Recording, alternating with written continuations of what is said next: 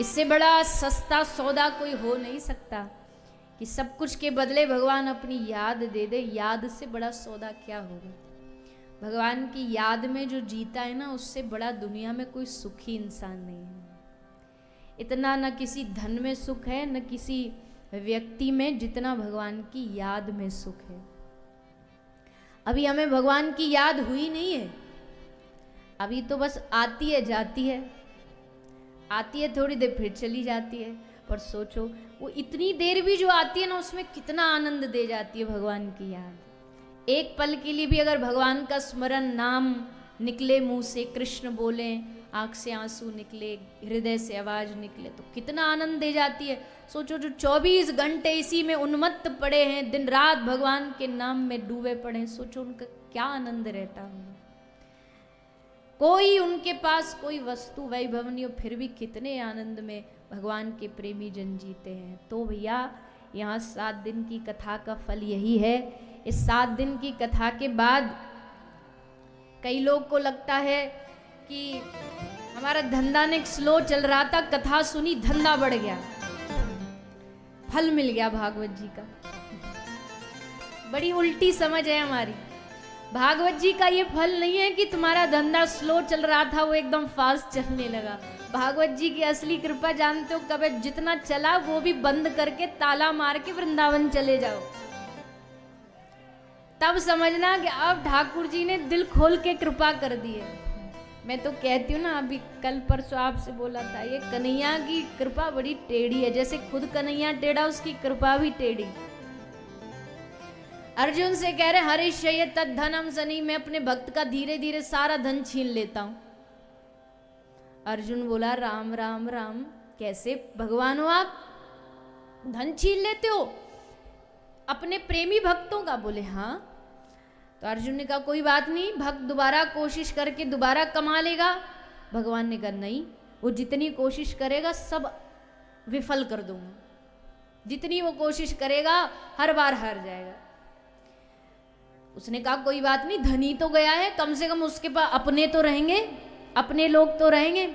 तो अगली लाइन में भगवान ने कहा करोमि बंधु विच्छेदम, मैं उसके सबरे अपनों को उससे छीन लूंगा, उसके सबरे अपनों को उससे दूर कर दूंगा। अर्जुन बोला दुश्मनी है क्या आपकी अपने भक्तों से? भगवान बोले नहीं, दुश्मनी नहीं है। तो क्यों कर रहे हो फिर ये सब भक्त के साथ? भगवान बोले इसलिए करता हूं क्योंकि जो मन उसका यहाँ लगा हुआ है ना, वो थोड़ा बहुत जो मन संसार में लगा है वो हट करके एकमात्र मेरे चरणों में आकर के जुड़ जाए और मेरे पास आकर के भक्त रोता रोता कह दे हे नाथ मैं हार गया, अब मेरे पास कोई नहीं है, कोई रिश्ता नहीं है, कोई साधन नहीं है, अब मैं आपका हूँ। ठाकुर जी कहते फिर जो मैं उसे देता हूँ ना, वो दुनिया की बुद्धि कभी सोच भी नहीं सकती। नाम सुना है ना सुदामा, सुना है ना? क्या था सुदामा के पास? कौन सा वैभव था सुदामा के पास? और वैभव मांग भी लेता ना द्वारिकाधीश से, तो आज सुदामा के महल तो बहुत होते पर सुदामा की कथा नहीं सुनाई जाती। मांगने वाले की कथा नहीं सुनाई जाती, लेने वाले की कथा नहीं सुनाई जाती। जो भगवान से कह देता है ना कि प्रभु हमें आपके अलावा कुछ नहीं, उन भक्तों का इतिहास बनता है। पर हम तो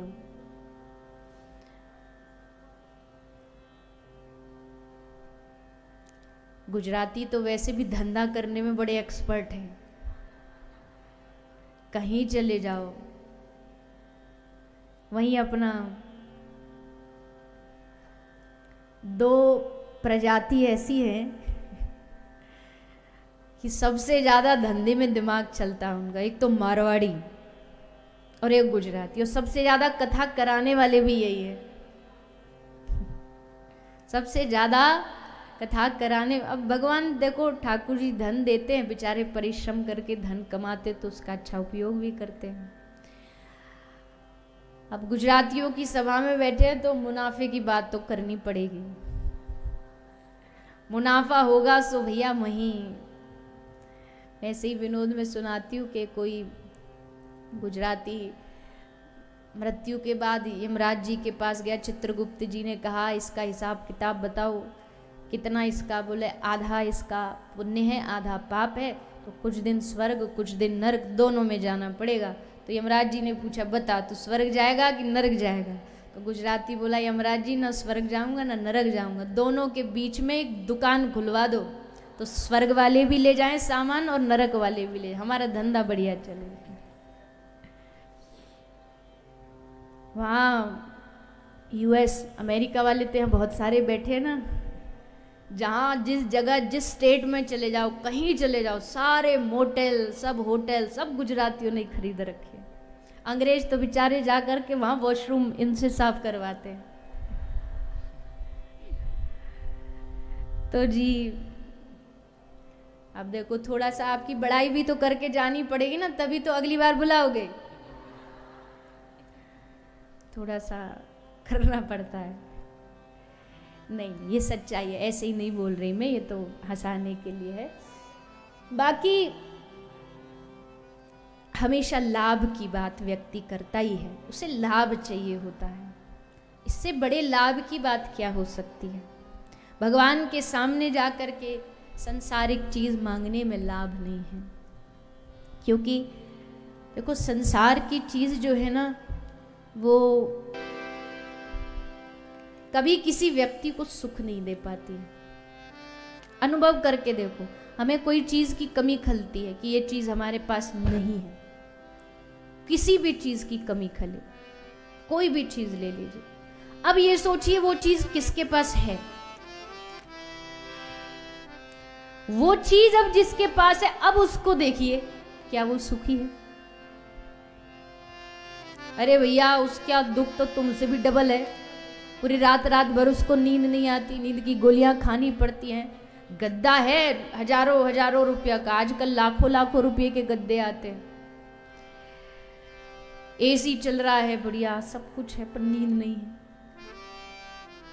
इसका मतलब कि उस वस्तु में सुख होता तो उसको मिल जाता ना, कब का नहीं मिला उसे। जिसके पास धन नहीं है वो दुखी है, जिसके पास धन है वो दुखी है। जिसके पास संतान नहीं वो दुखी है, जिसके पास संतान है वो दुखी है। जिसका ब्याह नहीं हुआ वो दुखी, और जिसका ब्याह हो गया उसका तो पूछो ही नहीं, उसका तो बता नहीं क्या। तो महाराज सारे दुनिया में वही यही खेल, यही चक्कर चला पड़ा है। इसलिए कमियां सबके जीवन में, पर उसको भगवान से मांगने की आवश्यकता नहीं। एकमात्र भगवान से, भगवान की भक्ति मांगो, मांगो कहो भगवान चाहे मेरी जिव्या गल जाए पर कभी आपके सामने ये जिव्या मांगे ना, बस इतनी कृपा कर दो। मैं कभी आपके सामने हाथ फैलाऊंगा लेकिन भक्ति के लिए, संसारिक चीजों के लिए कभी हाथ न फैलाऊंगा। तो जी ये भाव रख के हम इस सप्तदिवसीय कथा को भगवान से, उनके चरणों में यही मांग करते हैं। मांगना तो यही चाहिए भैया, अब आगे जिसकी जैसी मर्जी। कोई यहाँ कथा में जो ऊपर व्यासपीठ पर बैठा है उसका एहसान थोड़ी है कि उसकी बात आपको माननी पड़ेगी, ये तो श्रद्धा की बात है।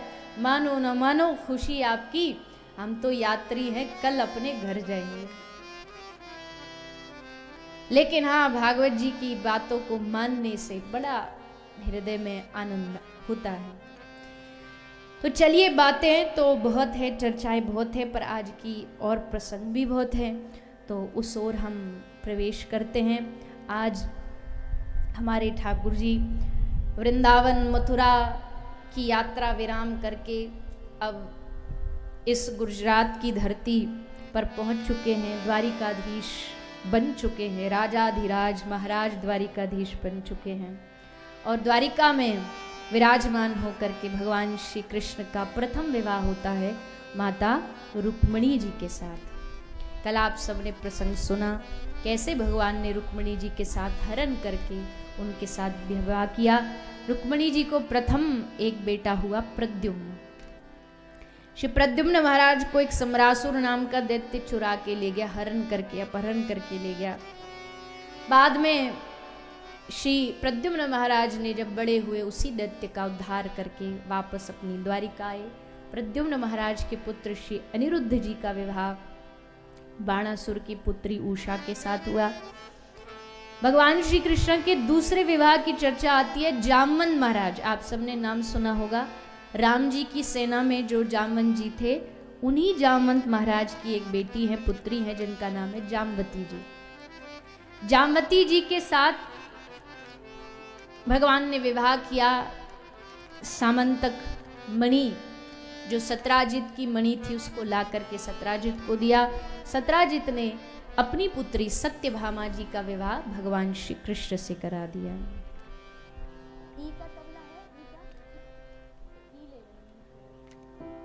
और फिर भगवान श्री कृष्ण का चौथा जो विवाह हुआ है, वो विवाह हुआ है सूर्य भगवान की पुत्री यम की बहन माता यमुना जी के साथ, जिनका एक नाम कालिंदी भी है। उनके साथ भगवान ने विवाह किया है। तो श्री यमुना महारानी के साथ भगवान का चतुर्थ विवाह हुआ। अभी हम द्वारिकाधीश की लीला में आगे बढ़ेंगे, आगे प्रवेश करेंगे। उससे पूर्व आइए एक प्यारा सा भजन गाते हैं। आप सब थोड़ा सा नृत्य कर लो तो आपकी भी मन की इच्छा पूरी हो जाएगी। और फिर हम आगे भगवान के शेष कथा प्रसंगों में चलेंगे। बड़ा प्रसिद्ध भजन है, सब लोग सुन रखे होंगे और गाते भी होंगे, तो सब बड़े भाव और आनंद से प्रेम से गाते हैं। ओ मीठे रस से भर्योरी राधा रानी लागे, महारानी लागे, ओ मने प्यारो प्यारो जमुना जीरो पानी लागे। मीठे रस से भर्योरी राधा रानी लागे, रानी लागे, मने यमुना जी